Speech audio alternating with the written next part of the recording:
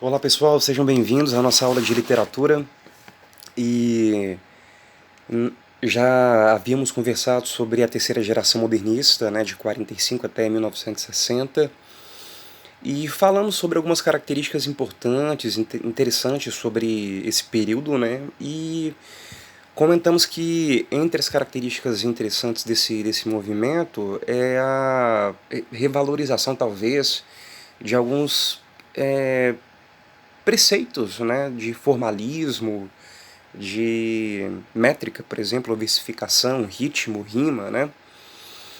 Mas eu preciso alertá-los sobre um parênteses importante sobre isso, né? De 45 a 60, no meio do caminho, em 1950, existe no Brasil uma efervescência cultural artística muito interessante chamada concretismo. E esse é o nosso assunto da nossa aula de hoje. Em 1956, alguns artistas, alguns autores, alguns literatos, né, organizaram uma revista chamada Neugrandes, que, para ser sincero, eu nem sei o significado dessa palavra, talvez nem tenha significado algum. É um resgate, parece que de um termo bem arcaico, lá do português galaico, né? Então a gente percebe que tem uma presença, né, de tradutores, intérpretes, de gente realmente que entende, né, da língua portuguesa, do estudo da língua, enfim. E mesclado a isso, surge nesse período, nessa década, uma linguagem muito publicitária. Essa linguagem muito publicitária influencia, né, esses artistas, esses autores, para eles criarem um novo sentido para a literatura. A literatura ela deixa de ser exatamente uma literatura em formato de versos e estrofes para um perfil, né, muito mais ousado e radical. A poesia se torna, portanto, espacial. Né? Como assim espacial? Utilizando da folha, né, das dimensões do papel, de um quadro, né, para existir. Ela foge das linhas, ela foge do contexto de versos, das, da, de um parágrafo, por exemplo, né, da linha, da folha pautada, para ocupar o espaço de uma tela, de uma obra de arte, né, um quadro, seria algo mais ou menos assim. Como acontece, por exemplo, com o poema O Giro, né, que é o giro no formato de espiral, né, que é de um poeta chamado Marcelo Moura.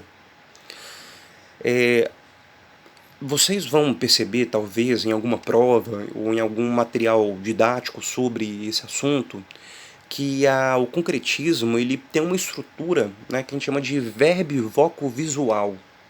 Né? O que seria exatamente isso?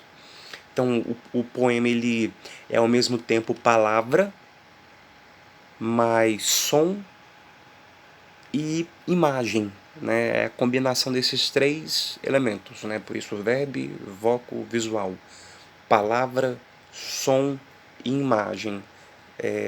Todos esses três elementos eles se combinam, se articulam de uma tal maneira a provocar uma expressão artística, né? Uma impressão artística inusitada. A gente vê isso, por exemplo, com o poema Lixo, né?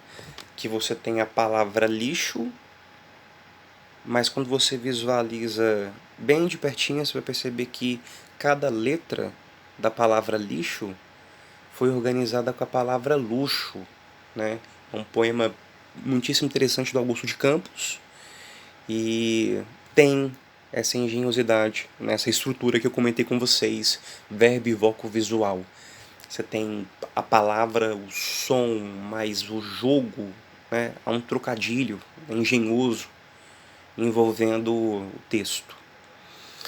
E essa influência da publicidade, dessa linguagem publicitária, né, tá presente em outros vários textos, né, como por exemplo, brincando com o slogan lá, beba Coca-Cola, né, beba Coca, que aí você vê lá o Despig Natari colocando beba Coca, babe cola, cloaca no final, né.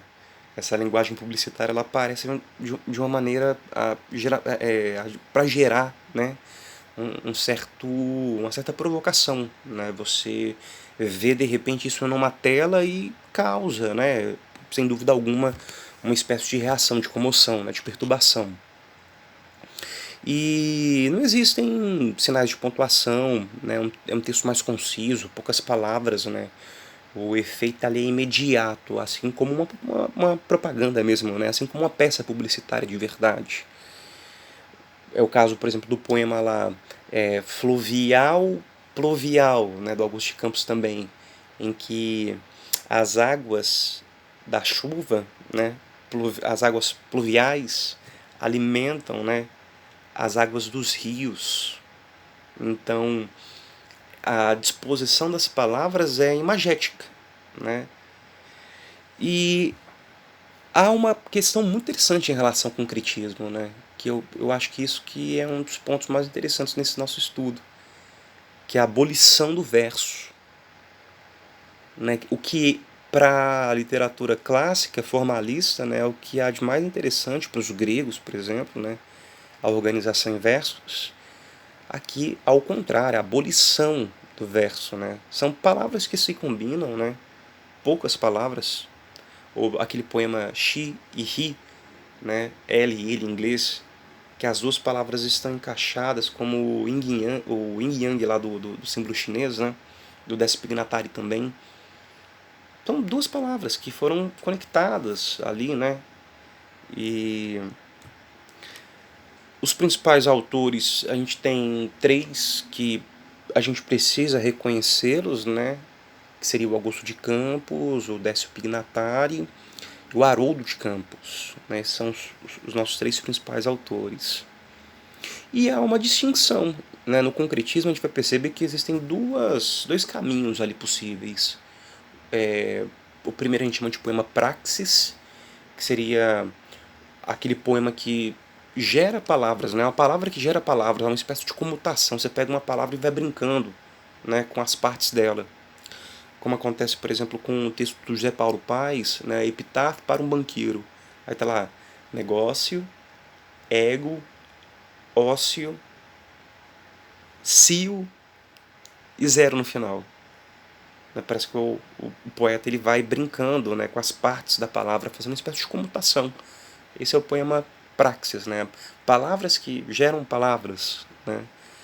E tem o poema processo, né? Que seria aquele que aborda fundamentalmente a linguagem não verbal.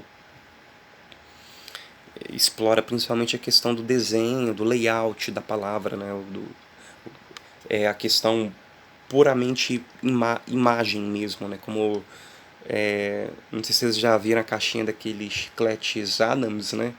Aí o Philadelphia Menezes ele fez o clichetes, né? Goma de mascarar sabor mental. Se você olhar assim de relance, você nem vai perceber de repente a diferença, né, do poema dele com a caixinha lá do chiclete Adams. Mas quando você analisa, você vai perceber, mas peraí, tem uma coisa diferente, né? Aí ele colocou lá, clichetes, né? Goma de mascarar sabor mental. É uma brincadeira, uma provocação, basicamente isso, né? Então são as duas linhas do concretismo. Agora, tem uma dúvida que é muito recorrente entre os alunos, que é em relação à diferença entre concretismo e a poesia visual. O fato é que a poesia visual ela não apresenta um ideal, né? Ela não parte de um ideal, ela não tem um objetivo político, de repente não é uma poesia engajada, né? O poema concreto visual nem sempre é um poema visual, né? Ele nem sempre um poema visual é concreto, por exemplo, talvez. E o poema visual ele consegue fazer, assim, para esclarecer, né, de uma vez por todas, né? O poema visual ele faz uma espécie de intersecção, uma espécie de combinação, né, entre a poesia e a experimentação visual, o desenho. Igual acontece, por exemplo, que eu vi um poema visual muito bonito, interessante, que a pessoa pegou o símbolo do infinito, né, aquele oito deitado, o símbolo do infinito, e colocou lá assim: o infinito dos seus olhos me faz encontrar o infinito dos seus olhos. que me faz encontrar o infinito. Então é uma frase, só que ela está no formato do símbolo do infinito e você fica naquela teia, lendo infinitamente a profundidade, né, desse amor, né? Ou, por exemplo, tem esse para quem gosta de café, no meu caso, que é associado em café, que a pessoa pegou e escreveu, né? Chama Poema Xícara, esse texto, né? Aí tá assim: eu me pergunto já em prosa, na tarde fria de julho, voa o cheiro, o barulho do café descendo quente pelo bule reluzente. Existe coisa mais gostosa? E ele escreveu isso tudo em formato de uma xícara de café. Então, olhando de longe, é só uma xícara de café e o calor, né, o vapor do café exalando. Mas quando você vai olhando, né, com cuidado, com atenção, você vai perceber que existem palavras, né, palavras. Uma vez eu pedi um desafio desse para um aluno, ele fez sobre a mulher. Aí ele fez olhando de longe, é uma face de uma mulher, mas quando você vai olhando atentamente, bem de pertinho, você vai perceber que tem inúmeras palavras do tipo força, coragem, engajamento, delicadeza, sensibilidade, profundidade, plenitude. Mas isso tudo em formato, né, quando olhando de longe é uma face de uma mulher, mas são frases e palavras que se combinam. Essa é a poesia visual. Mas percebam que não é um poema, né, engajado, assim como acontece no concretismo. No concretismo ele tem essa profundidade, ele tem essa necessidade de quebrar, de deturpar, né, de manter aquela estrutura que a gente tinha comentado, né, verbo, voco, visual, né, palavra, som e imagem. A poesia visual não, ela só quer combinar, né? Ela só quer combinar palavras ao texto com uma expressão visual, expressão gráfica. Por hora é isso, satisfação, é um grande prazer poder dividir isso com vocês. Sucesso, valeu, até mais.